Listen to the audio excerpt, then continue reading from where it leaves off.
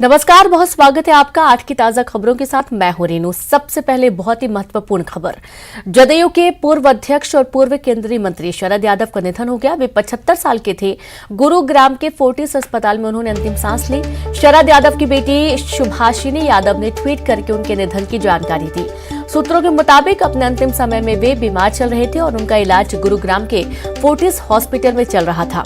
शरद यादव 1974 में जबलपुर से पहली बार सांसद चुने गए थे। वे 4 बार बिहार के मधेपुरा सीट से सांसद रहे हैं। शरद यादव जेडीयू के अध्यक्ष के साथ ही केंद्र में मंत्री भी रह चुके हैं। तो वहीं शरद यादव ने अपनी खुद की पार्टी लोकतांत्रिक जनता दल शुरू की थी। मार्च 2020 में उन्होंने लालू यादव के संगठन राजद में विलय कर लिया। शरद यादव के निधन से पूरे राजनीतिक जगत में शोक की लहर दौड़ गई है। पीएम नरेंद्र मोदी ने ट्वीट कर शरद यादव के निधन पर शोक जताया है।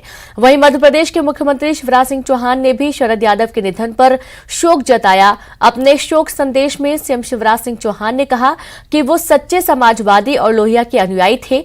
उनके विचार सदैव जीवंत रहेंगे। और इसके अलावा छत्तीसगढ़ के सीएम भूपेश बघेल ने भी दुख व्यक्त किया है।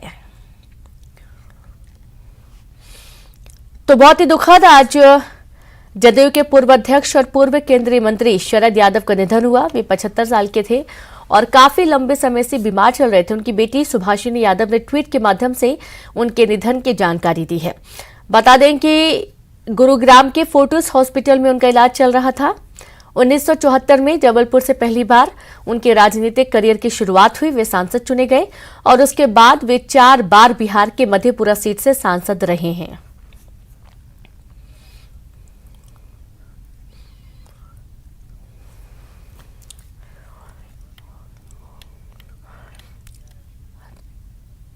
तो वहीं मुख्यमंत्री शिवराज सिंह चौहान ने भी ट्वीट के माध्यम से उन्हें श्रद्धांजलि अर्पित करते हुए शोक संवेदना व्यक्त की है।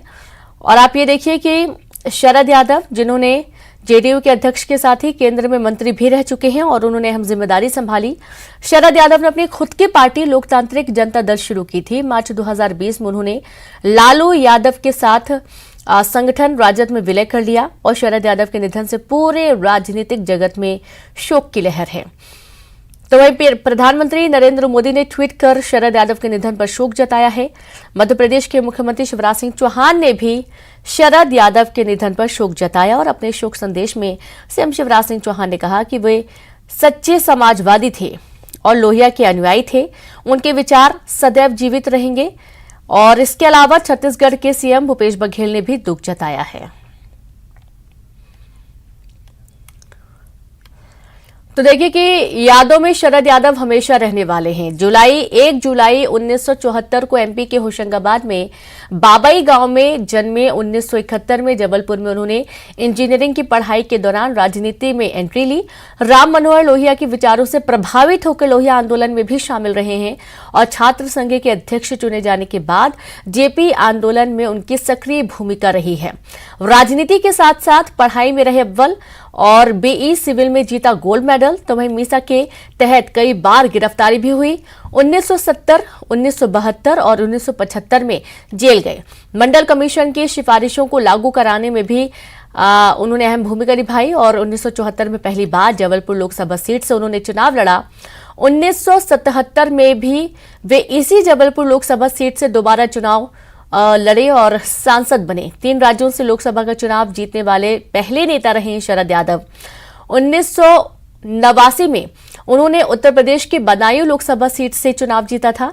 शरद यादव 1989 से 90 तक रहे केंद्रीय मंत्री और 91 में बिहार के मधेपुरा लोकसभा सीट से सांसद रहे।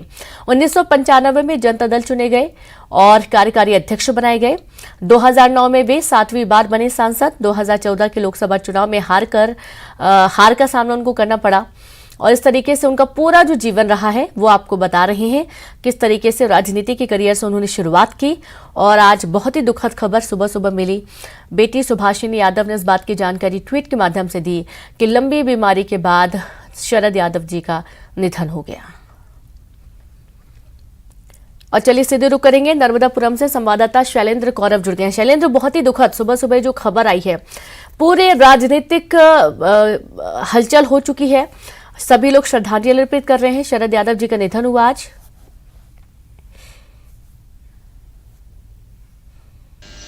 जी निश्चित तौर पर रीनू, आज नर्मदापुरम और तब के होशंगाबाद की जो समाजवाद की एक आवाज़ थी वो कल रात को अंतिम सांसें ली हैं शरद यादव जी ने, और निश्चित तौर पर क्षेत्र के लिए और पूरे देश के लिए बेहद दुखद खबर है। बाबई माखन नगर के एक छोटे से गांव आंखमऊ में 1947 में शरद जी का जन्म हुआ था, और इसके बाद जो सफर शुरू हुआ वो सफर ऐसा चला कि पूरे देश में उनकी आवाज को सुना जाने लगा और लोग ऐसे मंत्रमुग्ध होकर उनको सुनते थे, जैसा प्रधानमंत्री जी ने और तमाम नेताओं ने ट्वीट करके अपनी शोक संवेदना व्यक्त की है। उसके मुताबिक शरद जी की जो आवाज थी वो समाजवाद की एक सशक्त आवाज थी, इस क्षेत्र की पहचान थी शरद जी के रूप में। जी बिल्कुल। और देखा ही जा रहा है कि मुख्यमंत्री शिवराज सिंह चौहान ने भी दुख व्यक्त किया, उन्होंने भी शोक संवेदना व्यक्त की है और उनका ये कहना है कि वो पक्के समाजवादी और लोहिया अनुयायी थे। साथ ही देखा गया कि प्रधानमंत्री नरेंद्र मोदी ने भी दुख व्यक्त किया है। शैलेंद्र,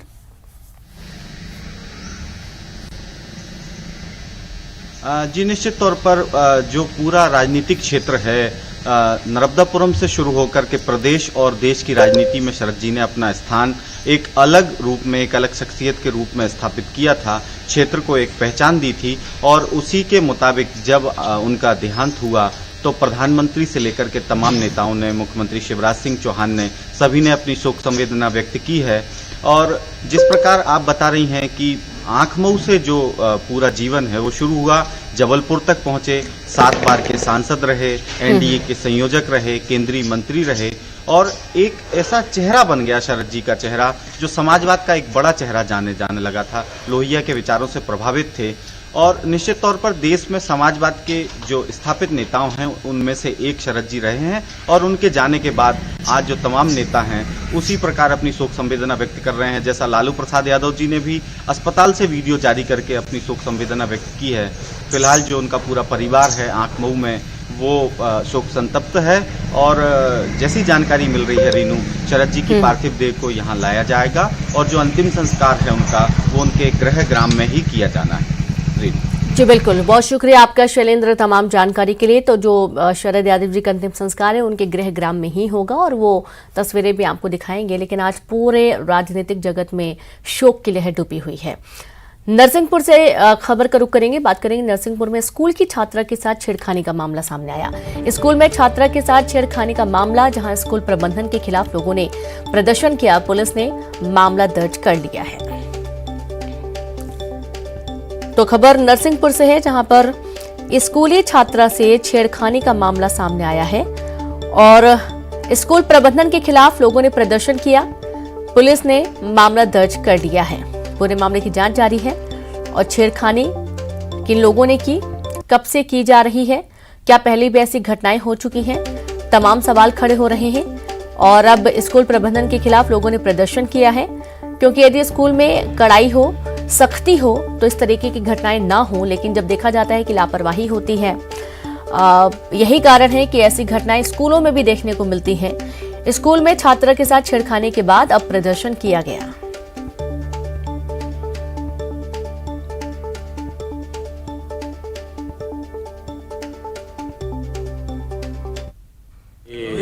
स्कूल के लोग आए थे, परिजन आए थे, इनकी बच्ची के वहाँ किसी ने छेड़छाड़ की हुई है, उसकी रिपोर्ट थाने पे कर ली गई है, किंतु ये लोग अभी उस एमएलसी से संतुष्ट नहीं। तो सुना आपने, स्कूल में पढ़ने वाली छात्रा के जो परिजन हैं वो आए हुए थे और उन्होंने काफी यहाँ पर हंगामा भी किया। नरसिंहपुर से संवाददाता की तरफ भी रुख करेंगे। अब चूंकि मामला काफी गर्मा चुका है, देर रात काफी हंगामा हुआ, स्कूल प्रबंधन के खिलाफ नारेबाजी की गई, तो मामला काफी गर्मा गया। संवाददाता आशीष जैन जुड़ गए हैं। आशीष, पूरा मामला बताएं, किसने इस छेड़खानी की वारदात को अंजाम दिया, शिकायत की गई, क्या एक्शन लिया गया इस पर?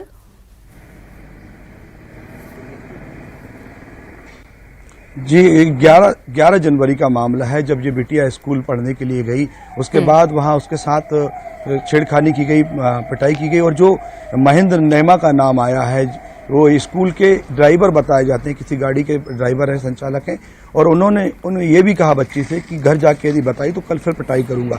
इसके बाद बच्ची आके घर पे बीमार रही, 2 दिन परिजनों ने देखा कि क्यों बीमार हो रही है, बच्ची से पूछा तो सारी बात सामने निकल के आई, जिसके बाद परिजनों ने स्कूल में जाके इस बात को बताया प्रबंधन से, और उसके बाद फिर पुलिस थाने में जाके शिकायत दर्ज कराई, जिसके बाद पुलिस ने धारा 354 छेड़खानी का मामला दर्ज किया है। इसके साथ ही पॉक्सो एक्ट का मामला दर्ज किया है। आरोपी की भी गिरफ्तारी हो चुकी है।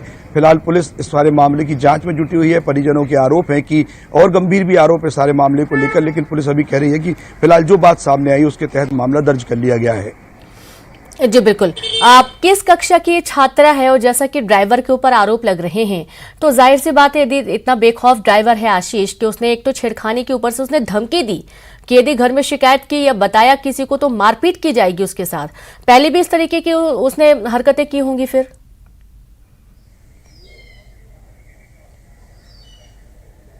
जी बिल्कुल, ये समझा सकता है किस तरह से स्कूल प्रबंधन की ये लापरवाही सामने आई है। कहीं ना कहीं जो खौफ होना चाहिए, स्कूल प्रबंधन का जो दबाव होना चाहिए अपने कर्मचारियों पर, वह कहीं ना कहीं दिखाई नहीं देता है। और इसी का ये बानगी है कि एक तो हरकत की और उसके बाद इस तरह की धमकी देना, महज 4 साल की बच्ची के साथ इस तरह के वाकया घटित होना कहीं ना कहीं ये बात को साफ जाहिर करता है कि स्कूल प्रबंधन की जो लापरवाही बिल्कुल सामने निकल के आती है और उसका जो दबाव है कहीं ना कहीं अपने कर्मचारियों पर नहीं है।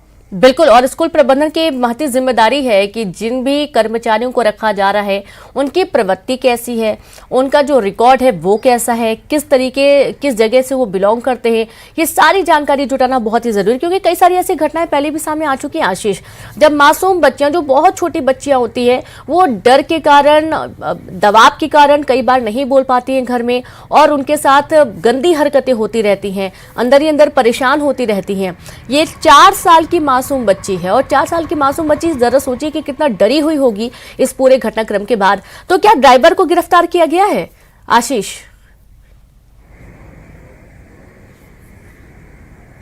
जी, ड्राइवर को गिरफ्तार कर लिया गया। जहां तक डर की बात है, 11 तारीख के बाद बच्ची जब घर पर आई, उसे बुखार आया, उसका स्वास्थ्य खराब हुआ। रोकना चाहूंगी आपको मैं आशीष। हमारे साथ एएसपी सुनील शिवहरे जी जुड़ गए हैं। सुनील जी, बहुत स्वागत है आपका न्यूज 18 पर।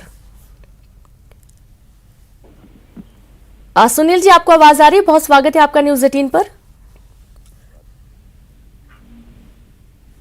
तो शायद उनको हमारी आवाज नहीं पहुंच पा रही है।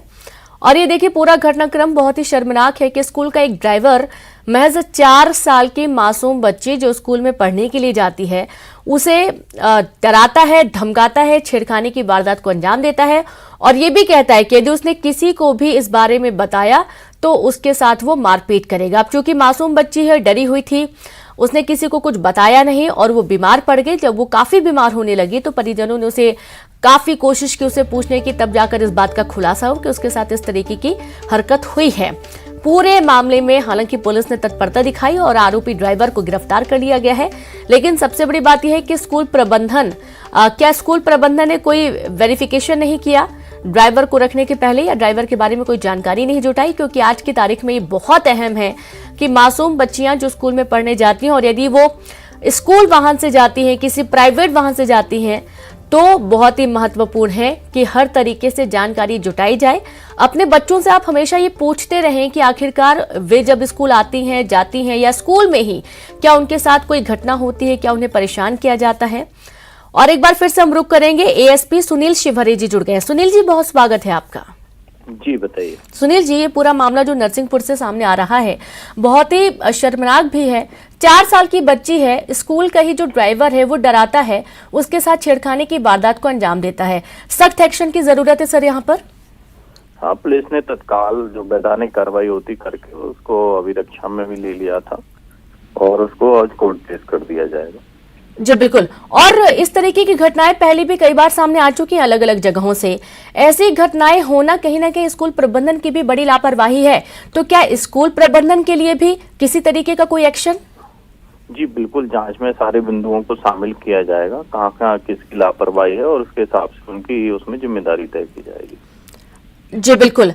जो बच्ची है, मासूम बच्ची, क्या वो बिल्कुल ठीक है? उनके परिजनों से संपर्क नहीं हो पा रहा है, आपसे कोई बातचीत? हाँ, कल उनको शाम को दोबारा, चूंकि उनकी कुछ शिकायत थी, तो दोबारा उनको कल हॉस्पिटल में ले जाके दिखाया था और उनको एडमिट भी करा दिया था। हालांकि वो एडमिट नहीं होना चाह रहे थे, फिर भी उपचार के लिए कहीं कोई प्रॉब्लम ना हो, तो बच्ची ठीक है। जी, बहुत शुक्रिया हमसे जुड़ने के लिए सुनील जी, तमाम जानकारी साझा करने के लिए। तो सुना आपने एसपी सुनील शिवहरे जी, जिनका ये कहना है कि आरोपी को तुरंत गिरफ्तार कर लिया गया और साथ ही स्कूल प्रबंधन के खिलाफ भी एक्शन की बात कही जा रही है। पूरा मामला जांच का विषय है। जो मासूम बच्ची है उसका मेडिकल भी करवाया जाएगा और उसके बाद एक्शन लिया जाएगा। इस पूरे मामले के सामने आने के बाद स्कूल प्रबंधन के खिलाफ और ड्राइवर के खिलाफ भी एक्शन लिया जा रहा है। अगली बड़ी खबर है कोरिया से, जहां पर दो परिवार के बीच विवाद में जमकर मारपीट हुई। मारपीट में बुजुर्ग गंभीर रूप से घायल हुआ। बुजुर्ग को अस्पताल भर्ती किया गया।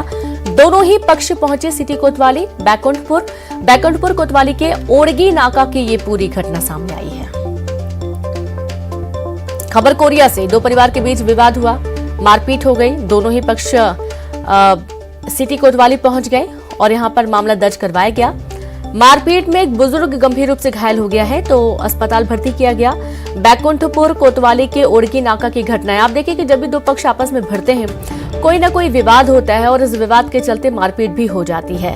अब दुखद ये है कि यहाँ पर एक बुजुर्ग गंभीर रूप से घायल हो गया है, जिन्हें अस्पताल भर्ती किया गया है।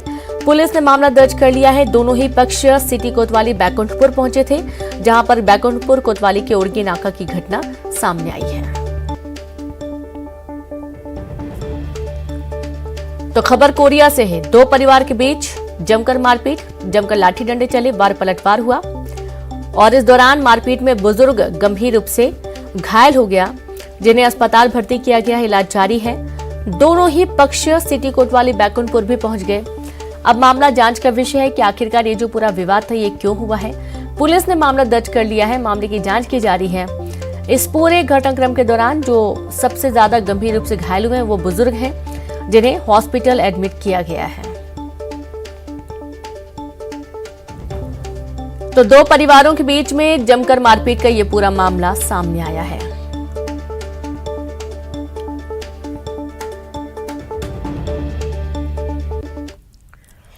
और अब खबर ग्वालियर से, जहां ग्वालियर शहर को मिलेगा चंबल का पानी। जी हां, पानी के लिए 325 करोड़ रुपए की स्वीकृति दी गई है। केंद्र सरकार ने अमृत मिशन 2.0 को मिली स्वीकृति। ग्वालियर शहर की 20 लाख आबादी को मिलेगा फायदा। 2050 तक शहर की पेयजल व्यवस्था का प्लान बनाया जा रहा है।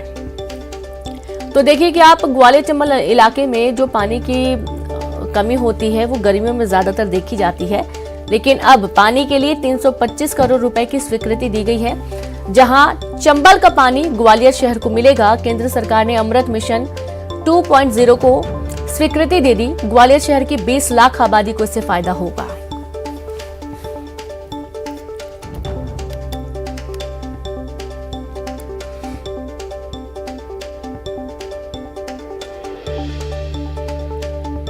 तो 2050 तक के लिए पूरा प्लान तैयार किया जा रहा है, जहां पर शहर की पेयजल व्यवस्था को दुरुस्त करने की तैयारी की जा रही है और ग्वालियर शहर की 20 लाख आबादी को इससे फायदा होगा। संवाददाता सुशील कौशिक जुड़ गए हैं। सुशील, अब चंबल का पानी ग्वालियर के शहर में सप्लाई किया जाएगा, किस तरीके का पूरा प्लान है, विस्तार से बताएं। बिल्कुल, देखिए अभी तक ग्वालियर के पेयजल व्यवस्था की बात करें तो यहाँ जो तिगरा डैम है वही सबसे बड़ा पेयजल का स्रोत है ग्वालियर के लिए और ये 100 साल से ज़्यादा पुराना डैम है। यही वजह है कि इस डैम में ककेट और पेसारी डैम से भी पानी लाया जाता है। चूँकि आबादी जो है 20 लाख के करीब है ग्वालियर शहर और इसके आसपास की, जो पेयजल के लिए तिगरा सहित इन डैमों पर निर्भर है। तो अब ये पर्याप्त मात्रा में पेयजल सप्लाई करने के लिए उपयुक्त नहीं है। यही वजह है कि अगर बारिश ठीक ठाक नहीं होती है तो और पेयजल व्यवस्था करने की ज़रूरत रहती है। इसके लिए 2003 से ही शहर की एक महत्वाकांक्षी योजना जिसकी मांग की जा रही थी कि चंबल से पानी लाया जाए, क्योंकि चंबल में साल भर पानी रहता है। ऐसे में उस नदी से पानी ग्वालियर शहर की पेयजल व्यवस्था के लिए आपूर्ति का एक बड़ा जरिया बन सकता है। 20 साल बाद ये सपना पूरा होने वाला है। अमृत मिशन 2.0 के तहत केंद्र सरकार ने 325 करोड़ रुपए की राशि ग्वालियर शहर की चंबल वाटर प्रोजेक्ट के लिए तय की है और ये स्वीकृति मिलने के बाद अब निश्चित तौर पर जल्द ही चंबल से पानी लाने के लिए जो योजना है वो शुरू होगी और ग्वालियर को संभवतः आने वाले 1 से 1.5 साल के अंदर चंबल का पानी मिलने की उम्मीद है। तो 20 साल पुराना जो सपना था ग्वालियर शहर के लिए अब साकार होने वाला, जिसके लिए केंद्र सरकार ने 325 करोड़ की जो योजना है उसको स्वीकृति दे दी है और अब लगभग 20 लाख से जो ज़्यादा आबादी है ग्वालियर शहर और इसके आसपास निवास करने वाली, उनके लिए साल 2050 तक पेयजल की स्थायी व्यवस्था इस प्रोजेक्ट के पूरा होने के बाद होगी। तो एक बड़ी सौगात है ग्वालियर शहर के लिए। जी बिल्कुल, बहुत शुक्रिया आपका सुशील तमाम जानकारी के लिए। तो ये एक बहुत बड़ी सौगात पूरे शहर के लिए है, क्योंकि 2050 तक पूरे इलाके में पानी की आपूर्ति के लिए प्लान तैयार किया जा रहा है। तो वही ग्वालियर से एक और अहम खबर है, जहां नगर निगम का जंबो बजट तय किया जा रहा है। 2022-23 के लिए 2100 करोड़ रुपए का बजट तय हुआ है। एमआईसी ने बजट तय कर निगम परिषद को भेजा। 9 लाख रुपए की बचत का होगा नया बजट। अमृत प्रोजेक्ट 2 के लिए 913 करोड़ प्रस्तावित किए गए। जनकार उद्यानिकी और ट्रैफिक के लिए 400 करोड़, वाटर और सीवर के लिए 205 करोड़ का बजट प्रस्तावित किया गया है। चिड़ियाघर को बजट में 3 करोड़ रुपए मिलेंगे। महापौर की स्वेच्छानुदान राशि 3 करोड़ प्रस्तावित है। पार्षदों को भी स्वेच्छानुदान के तहत 1-1 लाख का बजट प्रस्तावित किया गया है। तो आप ये देखिए कि नगर निगम ने जंबो बजट तय कर लिया है। 2022-23 के लिए 2100 करोड़ का बजट तय हुआ है। एमआईसी ने बजट तय कर निगम परिषद को भेज दिया है प्रस्ताव, जहां 9 लाख रुपए की बचत का ये पूरा नया बजट तय किया गया है, जिसमें अमृत प्रोजेक्ट 913 करोड़, जनकार उद्यानिकी और ट्रैफिक के लिए 400 करोड़, वाटर और सीवर के लिए 205 करोड़, चिड़ियाघर को 3 करोड़, महापौर की स्वेच्छानुदान राशि 3 करोड़ और पार्षदों को भी स्वेच्छानुदान के तहत 1-1 लाख मिलेंगे।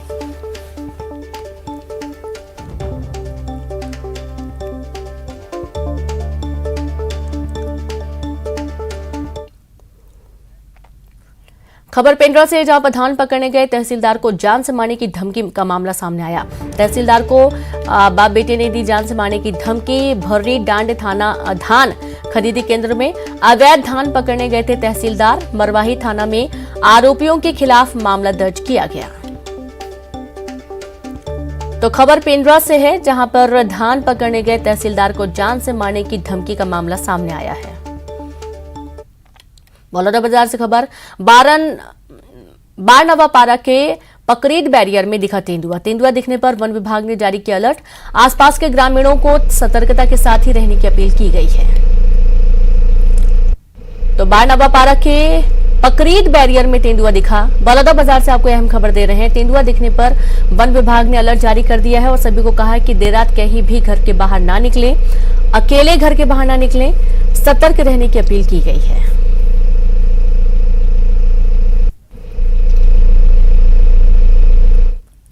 इसी के साथ इस बुलेटिन में इतना ही। नमस्कार।